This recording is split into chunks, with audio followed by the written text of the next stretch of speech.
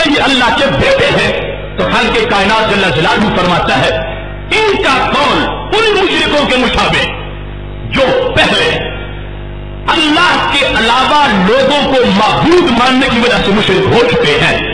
इस वास्ते कि ये तसव्वुर जो था ना उनका कि हम इनको रब का बेटा माने, ये इसलिए था कि रब माबूद है तो बेटा भी माबूद होगा, आखिर रब का बेटा। इस वास्ते कुरान मजीद की 5-6 आयात इसकी वजाहत करती है। वो इलाह मानते थे हजरत उज़ैर अलैहिस्सलाम, वो मसीह अलैहिस्सलाम को इलाह मानते थे। उनका जो कबाड़ा हुआ और उन्हें मुशरिक करार दिया गया इस वास्ते कि उन्होंने इन जातों को रब का बेटा मानने में इलाह माना है।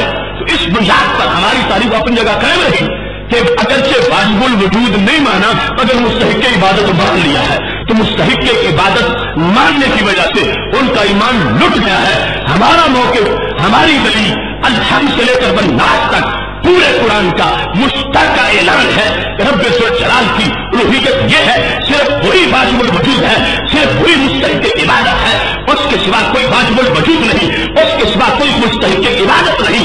ये वो तारीफ़ तौहीद है जो सूफा में भी चमक रही थी, बरेली शरीफ में भी चमकती नजर आती है।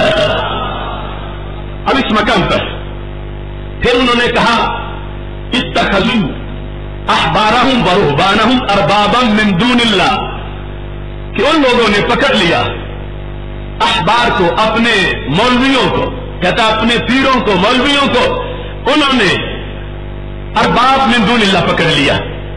तो कहता अब वाज़ेह है कि पीर भी उनके, मौलवी भी, वो जो अहले किताब के बारे में गुफ्तगू करते हुए वो भी सारे पैदा हुए थे, अज़ली अबदी तो नहीं थे।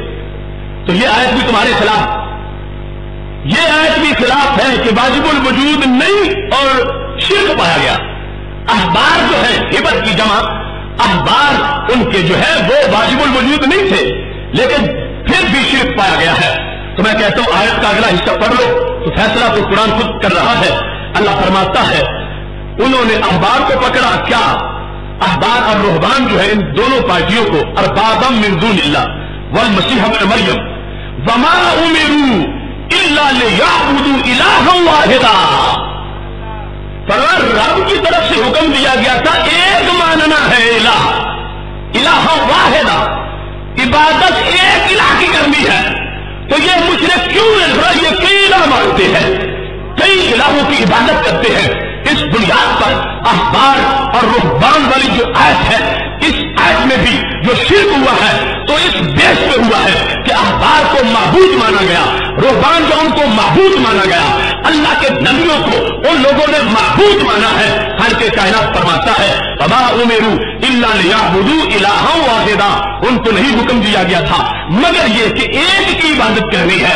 चूंकि इन्होंने एक की नहीं की, चूंकि इन्होंने एक के अलावा भी माबूद माने हैं, तो कुरान वाज़ेह कर रहा है कि यहाँ पर शिर्क जो है वो इस बेस पे पाया गया है कि तारीफ जो थी उसकी दूसरी शिर्क की खिलाफवर्जी हो रही है। तौहीद की जो तारीफ थी उसकी दूसरी शिर्क ये थी कि अल्लाह के सिवा किसी को माबूद नहीं मानना।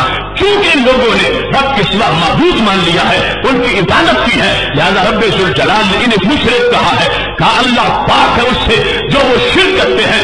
तो ये पूरा उनका मजमून था जिसको उन्होंने बयान किया मुख्तलिफ हवालों के लिहाज से मैं आपके सामने पेश कर रहा हूं। और सिर्फ पेश ही नहीं कर रहा, मैं उन चोरों को जिन्होंने आयात में चोरी की है दावत दे रहा हूं। आखिरी सांस तक हम अपना ये मौक़िफ़ साबित करेंगे, यहां से लेकर नजद के गंजे पत्थरों तक मैं ये चैलेंज कर रहा हूं। अगर किसी में ताकत है तो हमारी तारीफ़ तौहीद का जवाब दे। अल्लाह की उलूहियत का मेयार दो चीजें हैं, एक है वाजिबुल वजूद होना, दूसरा है मुस्तहिक की इबादत होना। ये वो तारीफ है अल-हम्द से लेकर बन्नास तक पूरा कुरान उसकी हिमायत करता है। जहां तक मददगार होना है, मुश्किल कुशा होना है, हाजत अबा होना है, हकीकतन वो खुदा है, मजाजन उसके बंदे भी सब कुछ करके दिखा देते हैं।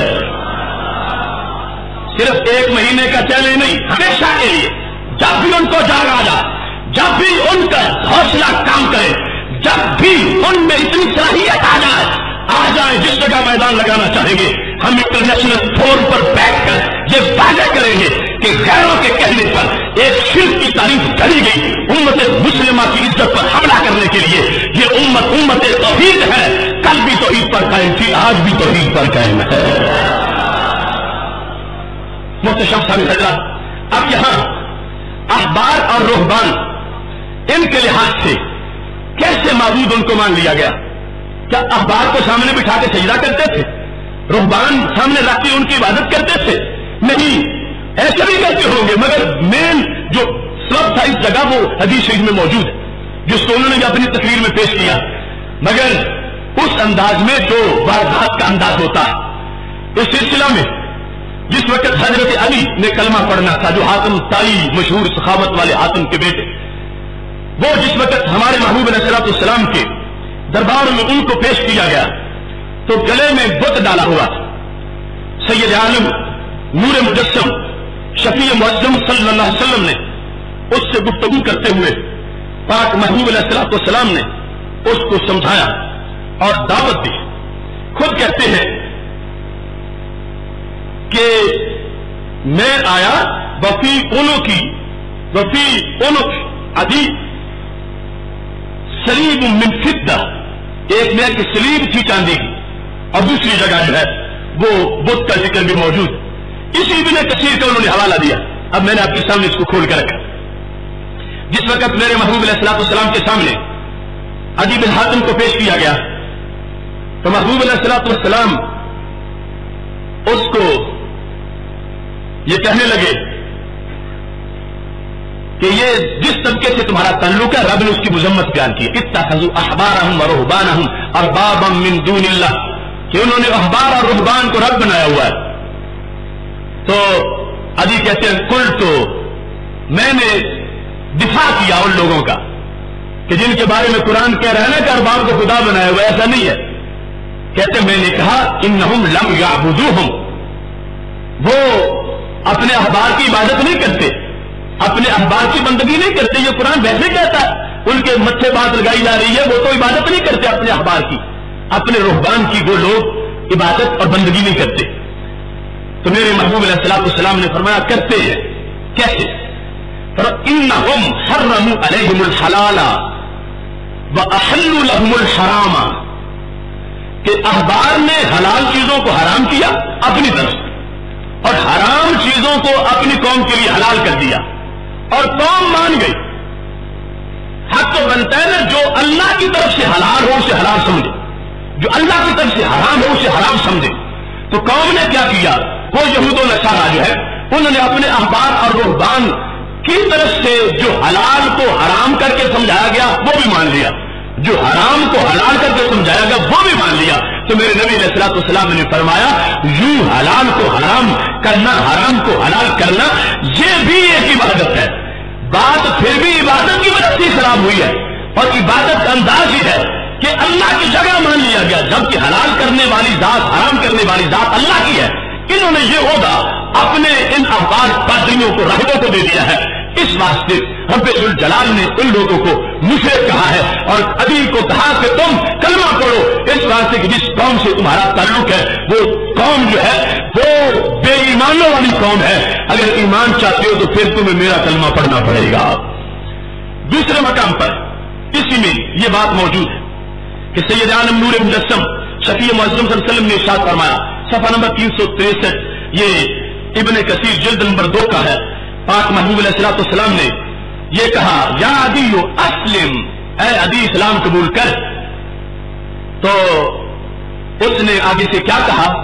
خود راوی ہے کہتے ہیں میں نے کہا انی من اہل دین، میں پہلے دین والا ہوں، میں کیا اسلام قبول کروں، میرا تو پہلے دین صحیح ہے، میں دین والا ہوں، میں دیندار ہوں، میرا دین ہے۔ تو میرے نبی علیہ السلام نے جس وقت یہ سنا فرمایا انا اعلم بدینک منک، اتنا تجھے تیرے دین کا پتہ نہیں جتنا مجھے تیرے دین کا پتہ، میں جانتا ہوں تو جتنا دین والا ہے تو۔ آج ہمارے کچھ گمراہ مفکرین کو بھی غلطی لگی ہوئی ہے، وہ آج بھی ان لوگوں کو دین والا سمجھتے ہیں۔